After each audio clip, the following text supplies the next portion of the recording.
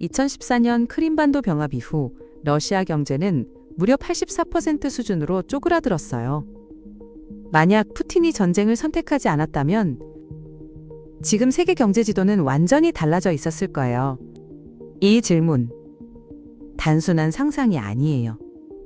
실제 데이터를 보면 볼수록 소름이 돋거든요. 2022년 2월 24일 러시아 탱크가 우크라이나 국경을 넘은 순간부터 세계 경제는 요동치기 시작했어요. 그날 이후 일어난 일들을 숫자로 정리해 드릴게요.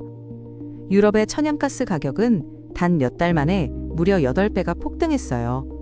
밀 가격은 84%나 급등했고요. 전 세계 인플레이션은 수십 년 만에 최고치를 찍었습니다. 장을 보러 마트에 갔는데 빵값이 갑자기 2배가 됐다고 상상해 보세요. 그게 전 세계 수억 명이 실제로 겪은 일이에요. 그런데 왜 하필 이 전쟁이 이렇게 큰 충격을 줬을까요? 러시아라는 나라가 세계 경제에서 차지하는 위치를 보면 바로 이해가 돼요. 러시아는 전 세계 원유 수출 2위 국가예요. 그리고 밀 수출은 당당히 세계 1위입니다. 에너지와 식량, 이 두 가지는 인류 문명의 가장 기본적인 토대거든요. 이 공급망의 핵심 축이 한순간에 흔들린 거예요. 단순한 지역 분쟁이 아니었던 이유가 바로 여기 있어요. 사실 이 충격의 뿌리는 2022년보다 훨씬 더 깊이 뻗어 있어요. 1991년으로 거슬러 올라가야 해요. 소련이 해체되면서 러시아는 완전히 새로운 경제 체제를 선택했어요.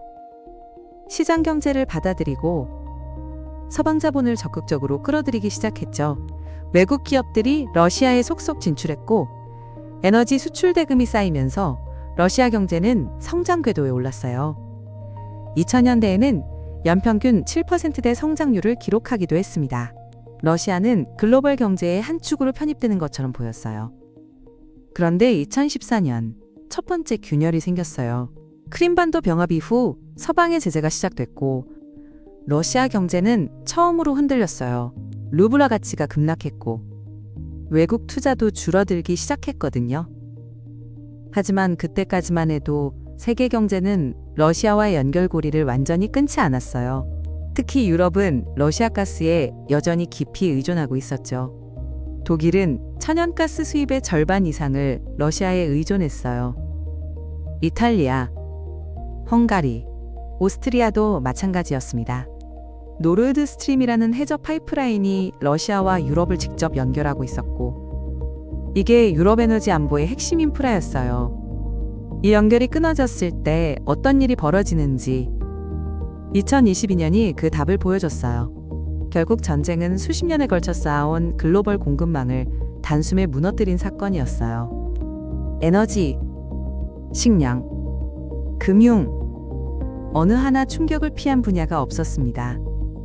그렇다면 이 모든 충격이 없었던 세계는 어떤 모습이었을까요? 전쟁이 없었다면 러시아 경제는, 유럽 경제는, 그리고 우리 삶은 지금과 얼마나 달랐을까요? 다음 챕터에서 그 또 다른 미래를 직접 들여다볼게요. 그렇다면 전쟁이 없었던 세계를 한번 그려볼까요? 역사에는 만약이 없다고 하지만 경제학에는 있습니다. 이걸 반사실적 시나리오라고 부르는데요. 실제로 일어난 사건이 일어나지 않았을 경우를 가정해서 결과를 추론하는 분석 기법입니다. 오늘은 이 도구를 가지고 3가지 축으로 대안적 미래를 그려볼게요. 첫 번째는 러시아 경제입니다. 전쟁 직전 러시아 경제는 나쁘지 않았어요.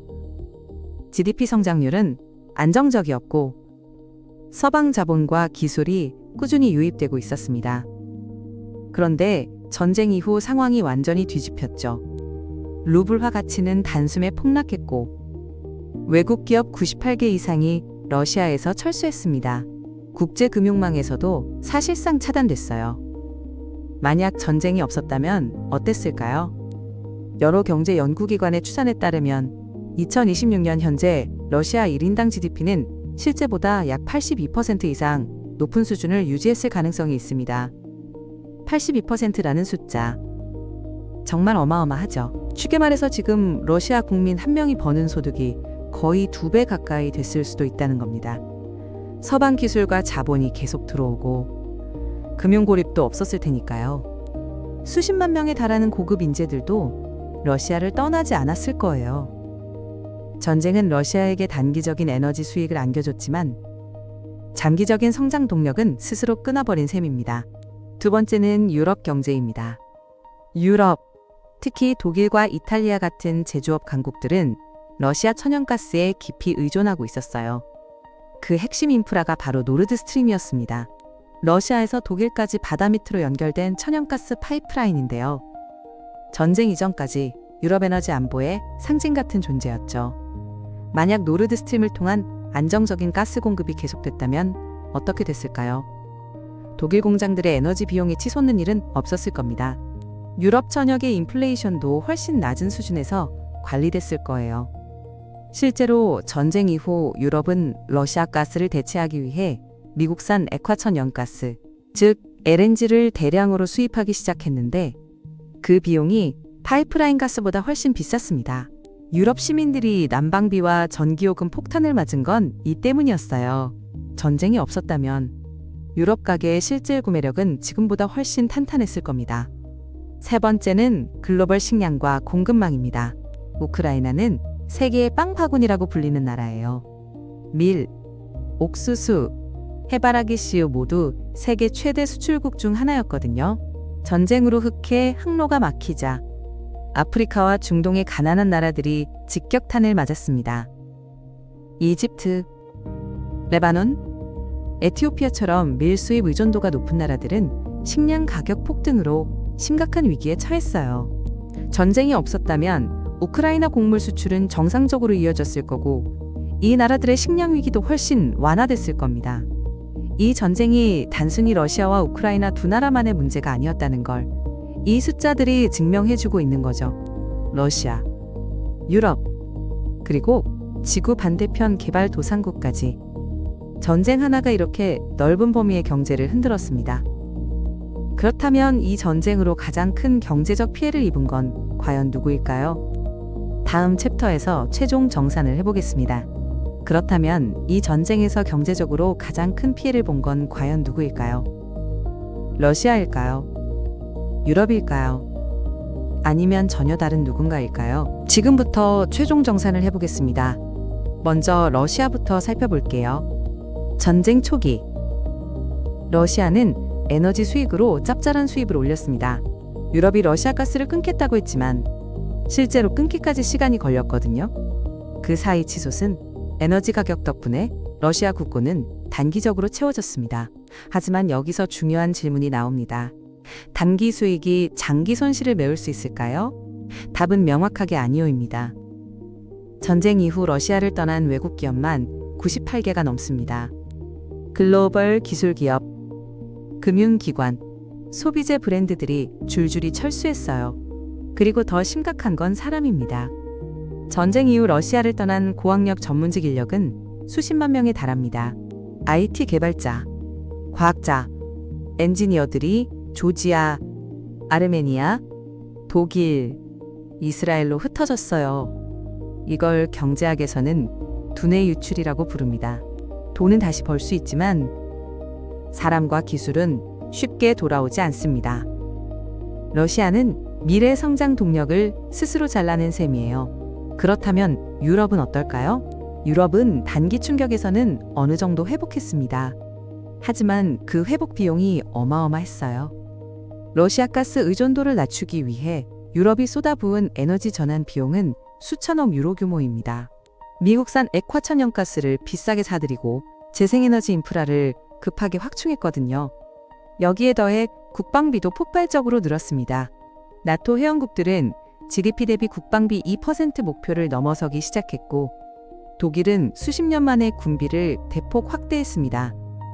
복지와 성장에 써야 할 돈이 방어와 에너지 전환에 쓰이고 있는 거예요. 유럽 시민들의 생활 수준에 직접적인 영향을 주는 변화입니다. 그런데 진짜 최대 피해자는 따로 있습니다. 바로 글로벌 사우스, 즉 아프리카와 중동, 남아시아의 개발도상국들입니다. 이 나라들은 전쟁을 선택하지도 않았고 제재를 결정하지도 않았습니다. 그런데 가장 혹독한 대가를 치렀어요. 밀 가격이 84% 급등하던 시기, 수입 의존도가 높은 이집트, 에티오피아, 예멘 같은 나라들은 식량 구매 자체가 불가능해졌습니다. 에너지 가격 폭등은 비료 가격을 끌어올렸고, 비료 가격 상승은 다시 식량 생산을 줄이는 악순환을 만들었어요. 유엔은 전쟁 이후 전 세계 극심한 식량 불안 인구가 수억 명으로 늘었다고 발표했습니다. 이 숫자 뒤에는 실제로 굶주리는 사람들이 있습니다. 2026년 현재 전쟁이 남긴 구조적 변화는 세 가지로 정리됩니다. 첫째, 에너지 공급망이 완전히 재편됐습니다. 러시아산 에너지 의존에서 벗어나려는 움직임이 전 세계적으로 가속화됐고, 에너지 지형 자체가 바뀌었어요. 둘째, 달러 중심의 글로벌 결제 체계에 균열이 생겼습니다. 러시아가 스위프트에서 퇴출되자 중국과 러시아는 위안화 결제를 확대했고, 일부 국가들은 달러 의존도를 줄이는 실험을 시작했습니다. 기축통화 질서가 흔들리기 시작한 겁니다. 셋째, 전 세계적인 군비 경쟁이 심화됐습니다. 유럽뿐 아니라 아시아, 중동까지 국방비를 늘리며 세계는 더 불안한 방향으로 이동하고 있습니다. 결국 이 전쟁의 최종 청구서는 아직 다 나오지 않았습니다. 러시아는 고립과 기술 낙후라는 장기 대가를 치르고 있고, 유럽은 막대한 전환 비용을 감당하고 있으며, 가장 가난한 나라들은 선택권조차 없이 피해를 고스란히 떠안았습니다. 푸틴의 선택 하나가 수억 명의 경제적 삶을 바꿨습니다. 역사는 항상 선택의 결과입니다. 지금 우리가 살고 있는 이 세계는 누군가의 결정이 만들어낸 세계입니다. 그리고 앞으로의 세계도 마찬가지일 거예요. 이 영상이 도움이 됐다면 구독과 좋아요 부탁드립니다. 다음 영상에서는 또 다른 역사적 선택이 경제를 어떻게 바꿨는지 함께 살펴보겠습니다.